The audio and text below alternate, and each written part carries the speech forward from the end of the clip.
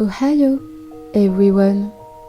J'espère que vous allez bien et que vous êtes prêts, car je vais vous raconter 2 témoignages horrifiques et terrifiants de Reddit.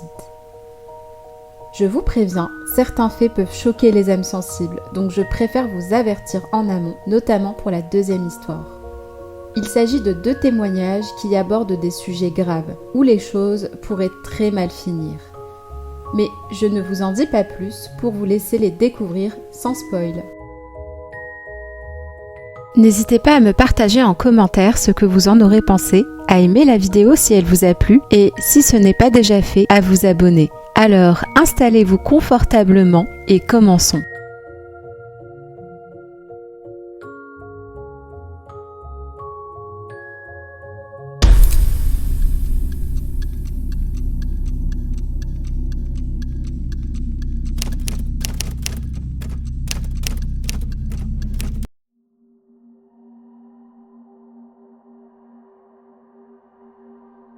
La première histoire que je vais vous raconter aujourd'hui, c'est celle de Gabriel. Cette histoire lui est arrivée en février dernier, donc c'est une histoire très récente. Il explique que lui et son ami Timothée, qui ont tous les deux 16 et 18 ans respectivement, habitent dans la même ville depuis leur plus jeune âge, donc ils connaissent très bien le centre-ville. Il indique aussi que le centre-ville est une zone piétonne, donc il n'y a pas de voiture. Ça, c'était pour le contexte. Un jour, Gabriel était en train de se promener dans le centre-ville avec son ami Timothée et il venait juste de s'acheter de la nourriture.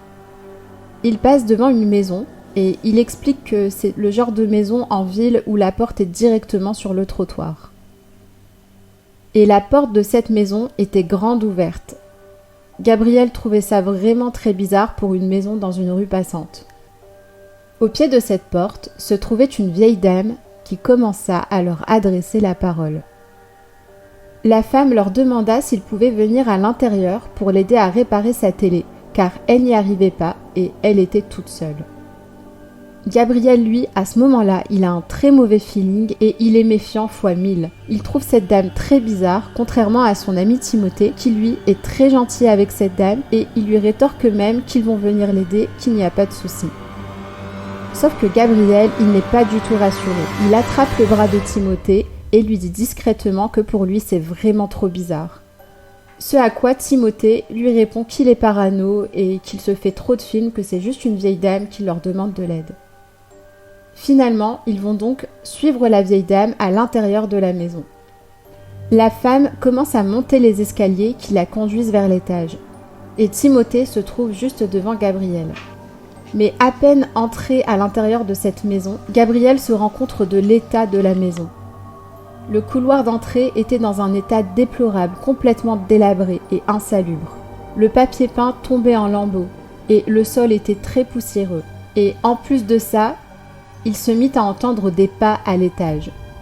Alors que la vieille dame était toujours dans l'escalier et était justement en train de leur dire de la suivre.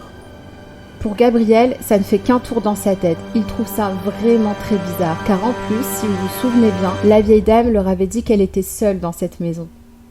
Gabriel, il attrape alors le bras de Timothée, le tire vers lui et rétorque à la vieille dame qu'en fait ils sont pressés, qu'ils sont désolés, mais qu'il faut qu'elle appelle un dépanneur. Malgré tout, la vieille dame, elle se dirige vers eux et elle continue d'insister, en leur disant qu'elle a vraiment besoin d'aide et qu'elle ne peut pas appeler un dépanneur, ce qui est vraiment très bizarre. Mais Gabriel ne lâche pas l'affaire, il tire son ami en dehors de la maison. La femme continue de les suivre jusqu'au palier de la porte, mais, détail important, elle ne sort pas dans la rue. Pendant qu'ils étaient en train de s'éloigner, elle continuait de leur demander de l'aide en insistant. Et un peu plus loin dans la rue, Gabriel s'est retourné et il a aperçu la femme en train de les fixer de son palier. Il lève la tête vers le haut et il aperçoit un homme à la fenêtre de cette maison qui semblait aussi les regarder. Depuis cette histoire, Gabriel il indique que même s'il passe dans cette rue tous les jours en sortant des cours, il ne voit jamais la vieille dame ou la porte ouverte. Donc je pense qu'on sera tous d'accord pour dire qu'il n'a pas du tout été parano, contrairement à ce que son ami Timothée pensait. Il a eu d'excellents réflexes et surtout son instinct ne l'a pas trahi. Il a pris la bonne décision au bon moment. Dès le début de l'histoire, quelque chose clochait. la porte d'entrée qui était grande ouverte, puis une fois à l'intérieur, l'état de la maison comme si elle était abandonnée. Ensuite, la vieille dame qui insiste pour qu'il l'aide à réparer sa télé alors qu'elle s'adresse à 2 lycéens. C'est beaucoup plus simple d'appeler un spécialiste ou un dépanneur. Donc tout ça pour dire que je pense que vous serez d'accord avec moi, mais ça fait clairement penser à un guet-apens. Donc quand la personne use de votre gentillesse pour essayer de vous amadouer, et on sait que ça peut très mal tourner ce type de situation. Et donc Gabriel a bien fait de suivre son instinct, même si au début il s'est dit oui, peut-être que mon ami a raison, mais finalement son instinct a repris le dessus et je pense qu'il a pris une des meilleures décisions de sa vie. En tout cas, n'hésitez pas à me dire ce que vous avez pensé de cette histoire et à me partager vos différents avis en commentaire.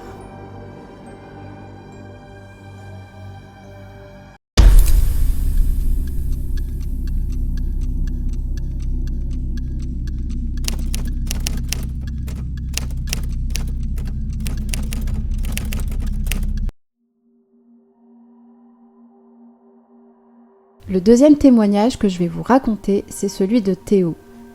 L'histoire de Théo s'est déroulée en août 2023, donc c'est une histoire assez récente. Théo explique qu'au moment des faits, il était chez ses grands-parents. Et un jour, avec des amis à lui, il décide de faire une sorte d'urbex. Donc ils vont aller explorer un bâtiment à moitié construit parce que la construction avait été avortée. Donc c'est un bâtiment abandonné. Théo explique qu'avec ses amis, il se prépare pour cet urbex et il y avait un de ses amis qui avait pris avec lui une réplique d'airsoft, un pistolet. C'est vrai qu'on peut penser que c'est dérisoire un pistolet à billes, mais Théo il rassure bien sur le fait que lorsqu'on vous tire dessus avec ce type d'arme, vous le sentez passer. Théo il demande malgré tout à son ami pourquoi il prend un airsoft avec lui et son ami lui dit tout simplement on sait jamais ce qu'il peut se passer et Théo et ses autres amis prennent ça à la rigolade en disant que tout ça c'est des bêtises et que jamais ils tomberont sur un psychopathe ou une personne bizarre, qu'on n'est pas dans un film et puis ils vivent dans un tout petit village où il n'y a aucun mouvement. Malgré les moqueries des autres, son ami prend quand même son airsoft avec lui. Et vous verrez qu'il a vraiment bien fait de le prendre avec lui. Donc Théo, il va arriver avec ses amis en moto sur les lieux. Il commence tout d'abord à faire le tour de l'extérieur en moto, puis il gare la moto et ensuite ils vont donc commencer à explorer le bâtiment. Théo, il explique que rien d'anormal à premier abord, puis ensuite ils vont se diriger vers le sous-sol du bâtiment. Et c'est exactement à partir de ce moment-là où ils commencent tous à avoir un très mauvais feeling, comme si quelque chose clochait. Et d'ailleurs, à peine entrés dans ce sous-sol, il y a 2 amis dans le groupe de potes qui se sont enfuis en direction de la sortie. Théo, il indique qu'à ce moment-là, il leur crie dessus en leur disant que ce n'était qu'une bande de poules mouillées de s'enfuir comme ça. Finalement, ils ne se retrouvent plus qu'à 2, Théo et son ami avec l'airsoft. Ils continuent donc de s'aventurer, de s'enfoncer dans le sous-sol et à un moment donné, ils commencent à voir des taches brunes sur un tuyau.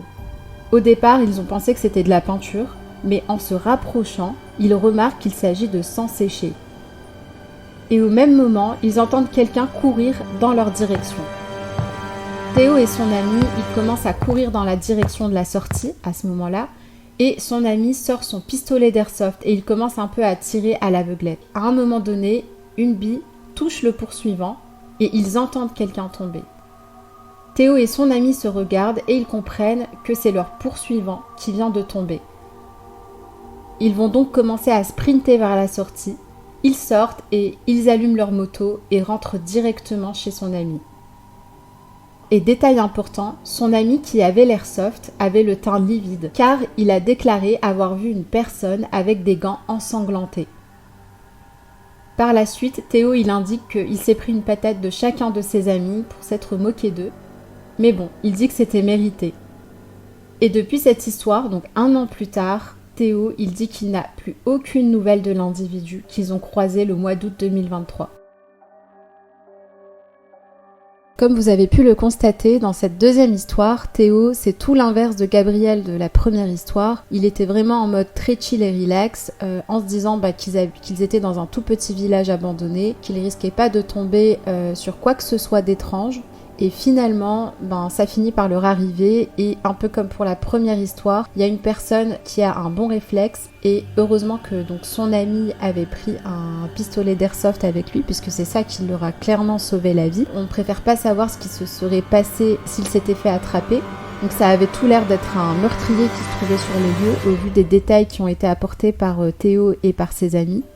En tout cas, le meilleur conseil que je puisse vous donner, c'est que si vous décidez de faire un urbex, bon déjà vous ne le faites pas seul et soyez équipé et très prudent. On ne sait jamais ce qui peut vous arriver. En tout cas, n'hésitez pas à me dire ce que vous avez pensé de cette deuxième histoire et aussi si vous aviez déjà fait un urbex, n'hésitez pas à me le dire et à me raconter votre témoignage.